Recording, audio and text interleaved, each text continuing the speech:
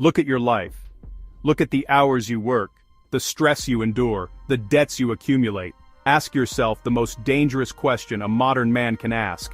Why? Why are you chasing that promotion that you hate? Why did you lease that car that stretches your budget to the breaking point? Why are you terrified of being perceived as broke? If you are honest, brutally honest, the answer is almost always rooted in a single, primal, biological imperative: access to women. Society tells you that you work hard for legacy, for comfort, or for personal achievement. These are comforting lies designed to mask the engine of the global economy. The hidden truth of the modern world is that the entire system, from the corporate ladder to the luxury goods market, from the real estate bubble to the digital tech monopolies, is built upon leveraging, manipulating, and monetizing male sexual desire. They have taken your most fundamental biological drive, the drive to reproduce, to partner, to be admired by the opposite sex, and they have built a toll booth around it. Welcome to the desire tax. You're paying it every single day, and most of you don't even realize it. The system has engineered a reality where male worth is synonymous with financial utility. They have convinced you that before you can be a man worthy of love or attention, you must first be an economic unit worthy of extraction. Before they can monetize your desire, they must first distort it. The first layer of the trap is the pacification of your ambition through the digital dopamine drip. Consider the epidemic of free, unlimited, high-speed pornography. You are told this is a victimless vice, perhaps even a liberation of sexuality. Economically, it is a weapon of mass pacification. It is a psychological biohack that tricks your primitive brain into believing it is reproductively successful 20 times a week without you ever leaving your bedroom. Why is this crucial for the system? Because a sexually satisfied man, even artificially, is a docile man. He loses his aggressive edge. He loses the burning hunger to conquer the real world, to build real empires, and to challenge real authority. The system provides you with a digital harem to drain your energy, ensuring that when you do enter the economy, you do so as a weakened, compliant worker, not as a dangerous competitor.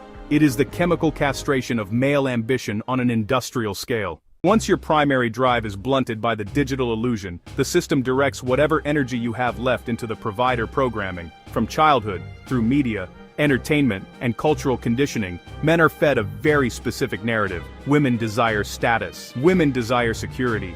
Women desire men who have conquered the material world. While there is a biological basis to women seeking competent partners, the modern provider role has been mutated into a corporate slavery mechanism. The system uses women as the ultimate marketing tool. Every luxury watch, every sports car, every high-end condo advertisement implies the same subconscious message. If you buy this product, you earn access to this caliber of woman.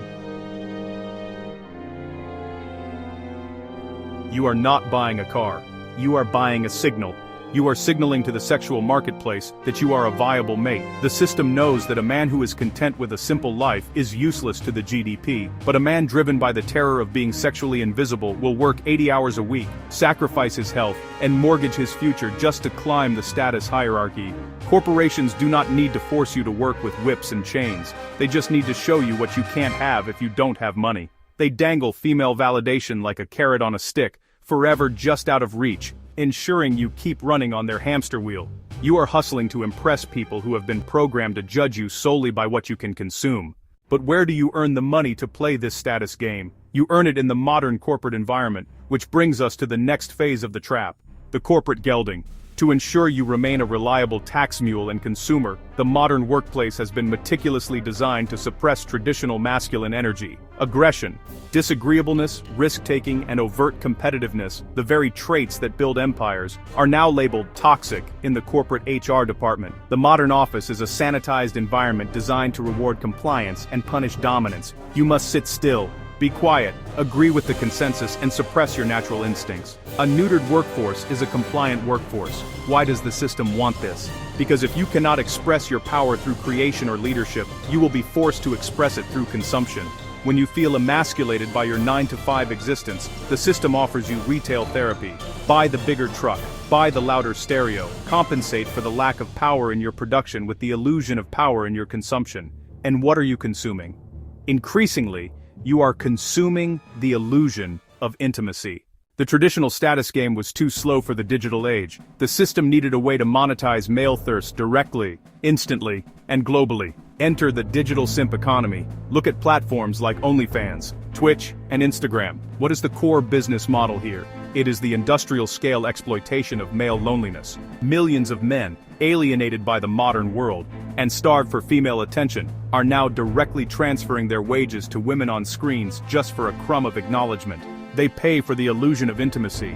They pay for their name to be read out loud by a beautiful woman who does not know they exist. The tech oligarchs take a massive cut of every transaction. They have effectively turned female attention into a tradable commodity, and turned male desire into a monthly subscription service. For those trying to meet women in the real world, they erected another paywall: the modern dating app.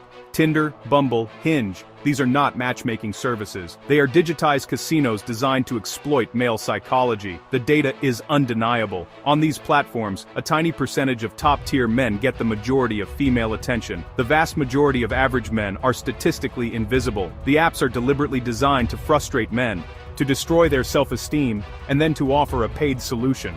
Boost your profile. See who likes you. They are selling you a lottery ticket for human connection. You are paying premium fees, just for the chance to be seen by women who are overwhelmed with options. The system uses the presence of women on these apps as bait to hook men into a cycle of paid desperation. Let's assume you survive this gauntlet, you work the corporate job, you buy the signals, you pay the apps, and you finally enter the dating market seriously. Now you face the beta bailout phenomenon. The economic timeline for men and women is different. In their 20s, many women are at the peak of their sexual market value, often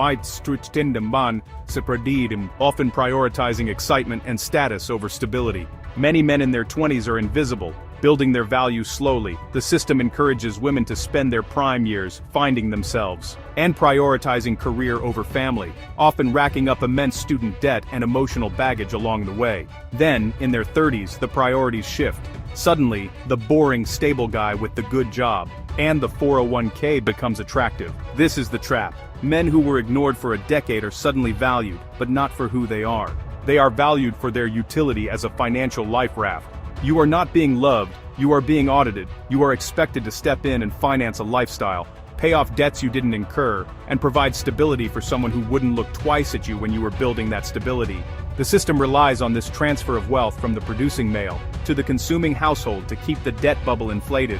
And finally, if you enter this arrangement legally, you face the ultimate extraction mechanism: the marriage and divorce industrial complex. First, you must spend an average of $30,000 on a single day, a wedding, to prove your commitment. You start your partnership in debt to signal your virtue, and if it fails, the state steps in. The family court system in the West is heavily skewed toward asset transfer from the higher earner, usually the man, to the lower earner. Alimony, child support structures that far exceed the actual cost of raising a child, and the division of assets you spent your life building alone. Marriage, under modern state laws, is the most risky financial contract a man can sign, with a 50% failure rate. The system incentivizes divorce by offering a financial safety net funded by the man's future labor. It is the ultimate wealth transfer mechanism, turning an ex-husband into an indentured servant to the state's family court apparatus. The system is rigged. It uses your biological drives against you at every stage of your life. It uses women as the bait to lure you into the trap of endless work, debt, and consumption. So, how do you escape? You must demonetize your desire. You must break the psychological link between your self-worth as a man and your economic output. You stop playing the status game. You stop buying things to impress people who only value you for those things. You unplug from the digital dopamine of porn and the simp economy. You refuse to participate in a dating market that demands you pay for rejection. You reject the role of the financial bailout. When a man no longer needs external female validation to feel complete, he becomes dangerous to the economic system. He works less. He spends less. He becomes free. Understand that your desire is their fuel. Stop giving it to them for free. Stop paying the tax. Take back control of your biology. And you take back control of your wallet, your time, and your life. The game is pay to play. The only winning move is to stop playing their game and start playing your own.